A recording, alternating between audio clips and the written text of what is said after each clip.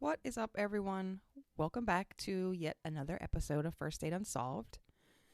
Today we have another Homage episode for you all, and this is likely going to be the first of two Homage episodes in this season. You guys know I mention all the time just how awful and difficult it is for me to track down information. Some cases just stop me dead in my tracks, so I put them together into Homage episodes because these victims are still victims and their cases still deserve awareness.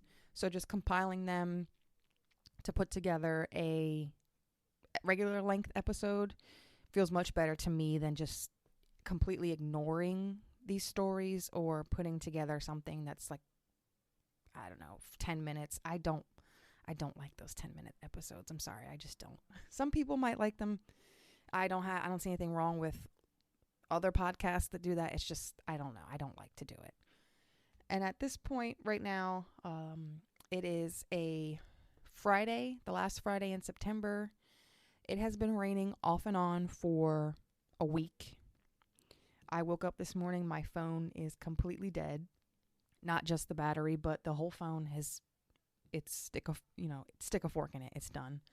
After you've had your phone for about 2 years and it's already paid off, the providers start to send you software updates, and it just slowly eats away at your phone's life until it just doesn't turn on anymore. So that's where I am now. I have about an hour before T-Mobile opens. I have a Halloween baking show on in the background. Got some fall candles lit, set in some ambiance. I was like, you know what? Let's just sit down and record because I have nothing else to do right now. So here we are. So we're going to jump right into it here.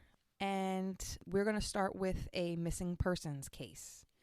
Missing persons cases are the most frustrating for me. And this one in particular, I have been keeping a close eye on for a few months now. I've been in contact with the daughter of Cintoria Griffin since the summertime. I don't keep in touch with her just for updates for the podcast, just for content.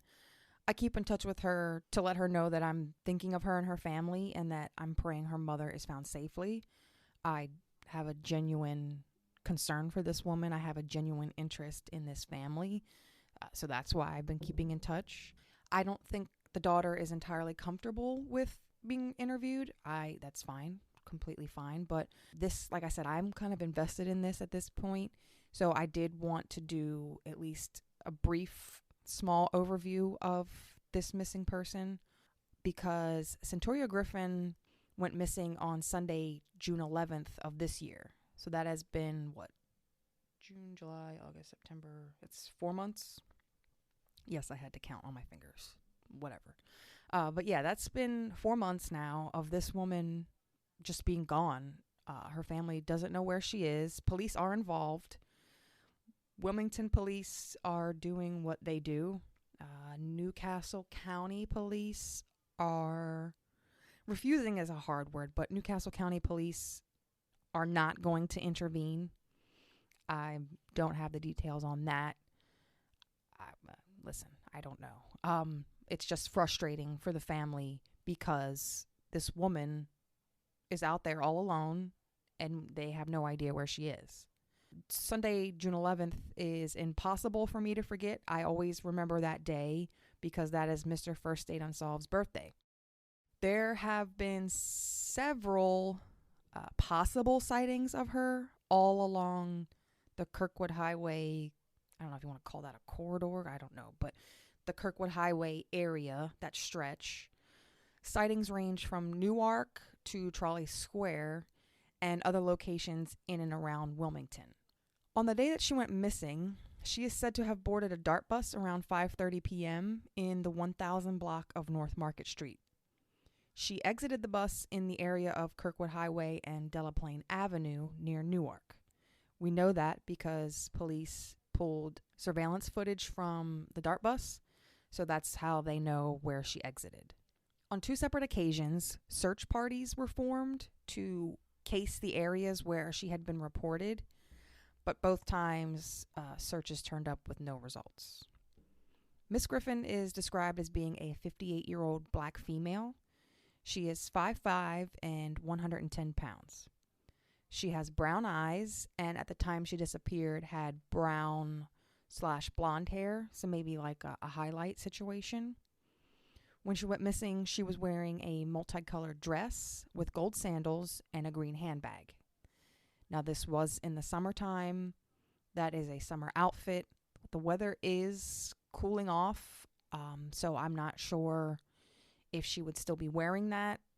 Hopefully she has gotten her hands on some warmer clothing, but that is what she was wearing when she went missing. Cintoria does suffer from several medical conditions, including diabetes, and everyone thinks, it's possible she's trying to find her way home, but just isn't sure how to do so. I read at one point maybe she suffers from memory issues, not quite dementia, maybe early onset dementia, but she does struggle with, again, several medical conditions, and she hasn't had her medication since she's been missing. So there is a very, very severe concern for her. If you are out and you think you may have spotted her, you are to call 911 immediately. And if at all possible, get a photo of her just so, it can be confirmed if it was her or not. I am going to share whatever photos I can find of her just so you all can take a look. But again, she's been missing for several months and there is a concern for her safety. So we just want to get her found and get her home as soon as possible. Our second story is that of Mr. James Green. James Jimmy Green was born December 12th, 1936 in Barnwell, South Carolina, to the late Lucille Green and Richard Frazier. The Cape Gazette posted an article for Mr. Green shortly after his passing, and it was honestly a pleasure to read. I'll be using that article a lot for my very brief coverage of Mr. Green, just because it feels as if the writer of that article knew the victim, and that's the kind of vibe I go for. I don't know if the author of the piece actually knew Mr. Green or if the family just did that good of a job with the input, but it was a very personal piece, and, I really liked it. I did manage to get in touch with one of Jimmy's 9 children, and he did agree to speak with me, but communication went cold, and I got ghosted yet again, but that's okay. It happens. During his earlier years, Mr. Green traveled to and lived in several states before he eventually made the decision to put roots down in the first state. Jimmy was a hard worker and devoted employee during his 40-year career at the Draper King Cole Canning Company. He was incredibly independent and no stranger to struggle. He refused to let his children or anyone else go without. So, quote, if he had it, you had it. In 1965, James would meet the love of his life, Winona D. Stevens, and the two were inseparable until May 2014 when she sadly passed. The Cape Gazette article indicated that the pair had quite the meet-cute story, and I'm a little disappointed that I didn't get to hear that, but I imagine it had to be a little sweet and a little spicy just based off of the description of their relationship. I have another quote here and says, "If you didn't know them, you wouldn't have understood them, but the love they shared for one another was unbreakable." End quote. Jimmy enjoyed spending time with his loved ones, playing cards, watching westerns and wrestling, and listening to classical music. On the morning of Sunday, November 20th, 2016, around 7:30 a.m., an unknown assailant entered Mr. Green's home while he was sleeping and attacked the 78-year-old. James was hit over the head and the attack left him unconscious. A neighbor noticed smoke coming from the direction of Green's home in the 17,000 block of Pettyjohn Road, which is south of Milton, and ran over to investigate. When the neighbor arrived, the house was drowning in flames, and Jimmy laid near the roadway. It's not known how the victim escaped the house, but he was clinging to life and needed medical attention right away. Friday, December 2nd, 2016, 12 days after his attack, James passed away as a result of his injuries at Christiana Hospital. He should have been celebrating his 79th birthday on December 2nd. Instead, he laid in a hospital bed fighting to stay alive. The loss of James left a gaping hole in the hearts of the people who knew and cared about him.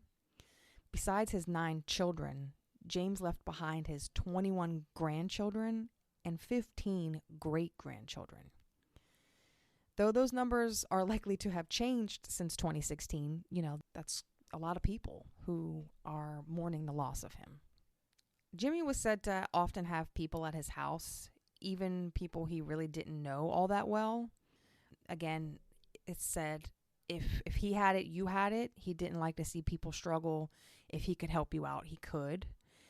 It's entirely possible that someone he was trying to help and showed kindness to took advantage of this generous soul and murdered him in cold blood.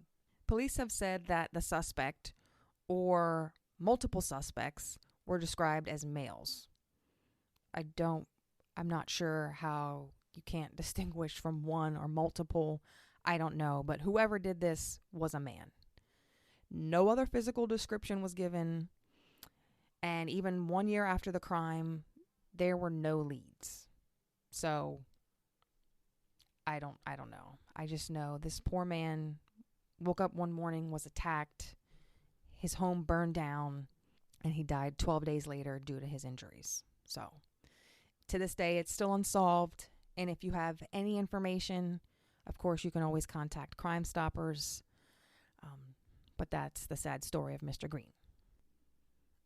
Our third case today is that of Mr. Matthew Henson. This case is another where I couldn't locate an obituary for the young man. I've noticed that a lot lately, just not being able to find obituaries for victims. That could be for multiple reasons. I'm not going to speculate. But while searching Matthew's name, a lot of hits did appear for Matthew Alexander Henson. Matthew Alexander Henson was an African-American explorer who accompanied Robert Peary on 7 voyages to the Arctic over a period of nearly 23 years. He is credited with co-discovering the North Pole. And as amazing as that is, he is not the Matthew A. Henson that I was trying to research for this podcast. The famous explorer was also born in Maryland, just like the Matthew Henson that we're discussing today. So that just made it even more difficult. That just threw my results off completely. The Matthew we are talking about today was last seen by his family on the morning of September 9th, 2002. Henson, who was a recent graduate of North Carolina High School, said goodbye to his family as he headed off to work. He was working at an auto accessory business in Delmar, Delaware, while attending Chesapeake College. Henson was also a member of an area car club, and he sold/traded auto accessories on the side. So this kid was just an all-around car guy. If you know a car guy, you know what I mean. There are very few known details on this case.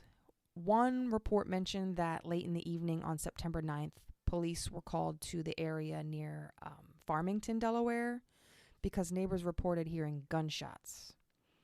From what I could piece together, another call came in that same night reporting a fire in that same area.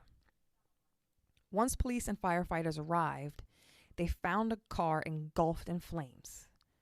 After the fire was extinguished, the human remains of a young man were found in the trunk of the vehicle. Henson had been reported missing by his family when he didn't return home from work on the 9th, and it was kind of assumed that the remains were his, but those remains would not be identified until about a month later when DNA results came back and revealed that the body did belong to Matthew. Now, the car that his body was found in did not belong to him. Investigators found the couple who owned the car and obviously questioned them. They did not report the car as stolen at any point, but they were ruled out as suspects. The only other info I have is that the area where Matthew's body was discovered is roughly 15 miles from his home. Other than that, I have no further information on this case, and it has been cold ever since his body was found. So this poor young man leaves to go to work in the morning.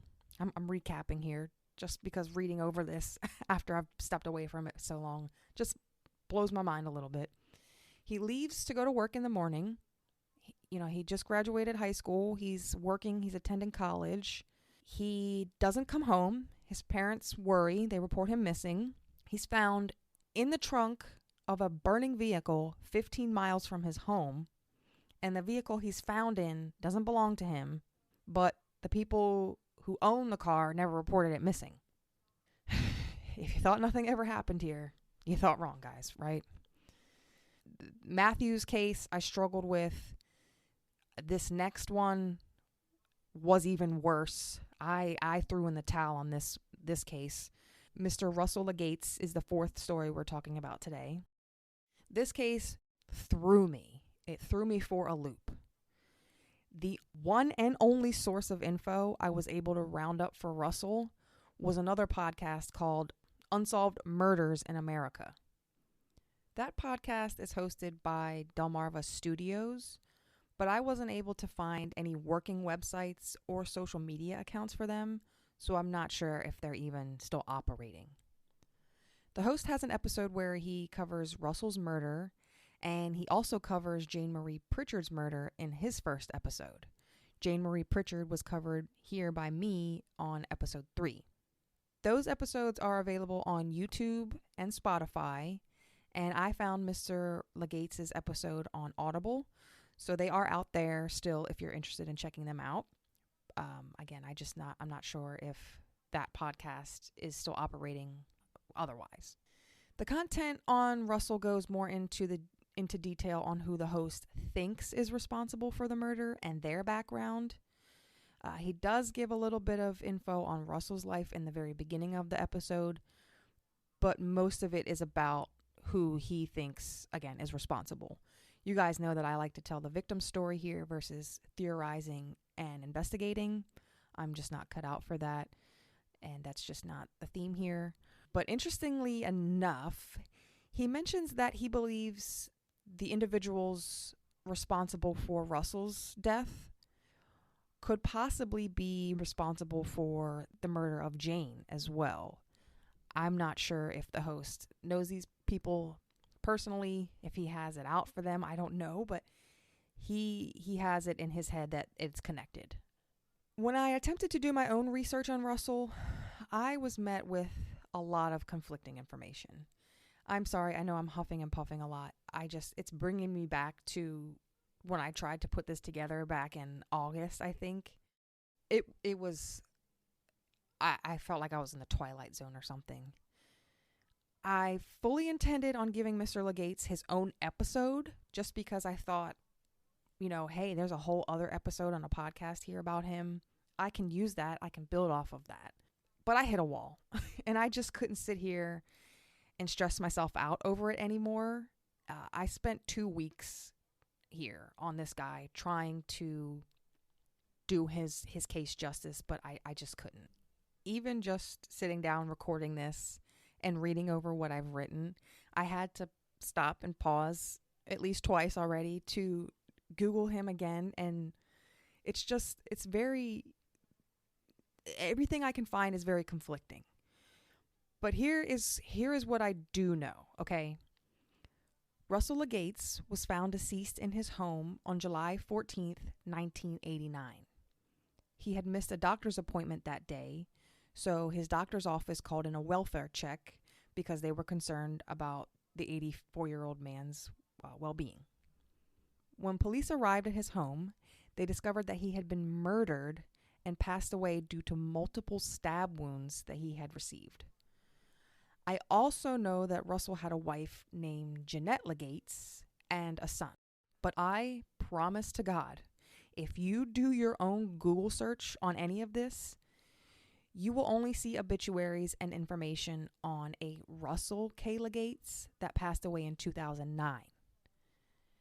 That Russell Legates was also married to a Jeanette Legates, and they lived in and around the same area where the murdered Mr. Legates was from. This is where I get like my heart is starting, like my blood pressure's rising. How many Russell and Jeanette Legates are running around in Lower Delaware? And what are the odds that they're all coupled up? It is possible that the murdered Russell had a son who went by the same name, and then he married a woman with the same name as his mother, I guess. But like I said, I struggled with this case for 2 weeks before I eventually had to throw in the towel. I really tried, but I just couldn't keep racking my brain. If you are interested in learning more about this story, or if you have information on this story and you want to reach out so I can get it straight, that would be great. That would be awesome. I would appreciate it. But the episodes are out there by that other podcast. I must warn you, the narrator's voice is very monotone. There are a lot of names that get thrown around in the episode as well. It was hard for me to keep track. At one point I tried like writing them down, and that was all for nothing because like I said, I got so confused. But that is really the only source I was able to find on this poor murdered man, Mr. Russell Legates. If you have any information regarding this case, you can contact Delaware State Police Cold Case Unit / Homicide Unit at 302-739-5939, or there's always the good old Crime Stoppers. Next, we will get into Mr. Kenneth Jackson Jr. This one really stands out to me because of how frustrating the facts are, but also because I did reach out to some people for comment on this case, and I got cussed out, y'all. I got cussed out. This is the first time someone like yelled at me. I will admit that I kind of screwed the pooch with this one because I misunderstood some information that was provided to me, but the response I got definitely took me by surprise. I did apologize and just move on. And I will say that I've only had a negative reaction like this twice so far. So for that, I'm grateful. But yeah, this really stands out to me because this person was like, no. Kenneth T. Jackson Jr., or Jack, was born on May 23rd, 1966, to Cecilia and Kenneth Jackson Sr. He was the father of 5 children and the beloved husband of Marilyn J. Jackson. The only information that I have on this man are that he was from Middletown. From Middletown could mean that he was born there, or it could mean that he was living there at the time of his death. I don't know, but he was from Middletown. On Tuesday, December 27th, 2011, at roughly 2:45 p.m., police responded to a call of shots being fired in the 100 block of South Jackson Avenue. This is in Wilmington. Officers arrived at a head-of-the-game barbershop and discovered Jack lying inside, suffering from multiple gunshot wounds. Jack would be pronounced dead at the scene shortly after responders arrived. This man was shot in broad daylight, in the middle of the day, 2 days after Christmas, at or close enough to a place of business that he was able to make it inside and get off the street. But again, this is very common. No one has come forward to report anything. This murder happened in 2011, and it's still cold. How? According to one of the articles that I will link, a city councilman at the time, Kevin Kelly, stated that the corner where the barbershop was located had seen a rise in crime prior to Kenneth's death. He had plans to ask the Attorney General to declare the area a nuisance property due to all of the violent activity in close proximity. I looked up what a nuisance property is, and the fact sheet I found is complicated and lengthy, but I will link that for you as well if you wanted to look. The nuisance property program runs on a point-based system, and it would appear that whatever the city did caused the barbershop to close because they're no longer in business, at least not in that area. Jack's wife has since passed, and despite not knowing what happened to her husband while she was alive, it's a comforting thought knowing that they are together now, but the rest of Jackson's family is left without any answers, sadly. And to wrap up this episode, I am going to list a number of missing children from Delaware. I apologize if this last bit sounds a little bit like rapid fire, but this is just, I'm going to list whatever info I have, and I'm going to get through it quickly, so I'm sorry. Samuel Glenn Daniello is a 17-year-old male. He appears to be Caucasian in the photo, with brown or hazel eyes and short brown hair. He has been missing from Middletown since June 6th, 2023. And sadly, that's all I have on him. Dejanice Goldsboro is a 16-year-old black female who has been missing from Wilmington since March 30th, 2023. Other than the photo that I'm going to post of her, this is all the info that I could find. That's it. From the photo, I can tell you that she has dark hair and brown eyes. How that little description I just shared is helpful at all is beyond me. I don't know. She's 16 years old. Even if she is labeled as a runaway, she's a child. And I know if this were my child, I would appreciate a little bit more effort in that description. You know, she's not able to drink. She's not able to vote. She's not even old enough to buy cigarettes because she's a kid. So try harder, please. Haley Ann Vallone, I think that's how you say that last name, is a 17-year-old female missing from Newark. She has long brown hair and hazel eyes. With Haley, I actually found multiple Facebook pages and attempted to contact some of the family members through those pages, but was not successful in getting a response. I first became aware of Haley's disappearance in the beginning of this year when I first started researching for the podcast, but I wasn't sure if she was still missing, so I hadn't included her until this point. But according to a website that I will post, she is still missing, and Haley may be in the company of a young man as well. I'm hoping it's a situation where she ran off with a boyfriend and she's not in any danger, but she hasn't been seen since October 30th of 2022. So we're coming up on a year here. Delmy Kukchuk is a 16-year-old who has been missing from Laurel since November 12th, 2022. She appears to be Hispanic or of Native heritage and has long dark hair and dark brown eyes. Again, that is all of the info shared on her. I am going to share all of these young people's photos, so please make sure you check those out over on Instagram and Facebook, because with these descriptions, that could be anybody. That could be any young girl you see walking down the street. It really could. And the final young person I'm going to talk about today is also a recent case. Very, very recent, actually. A gold alert was issued on September 19th, 2023 for a missing Wilmington teenager, Cadence Hicks.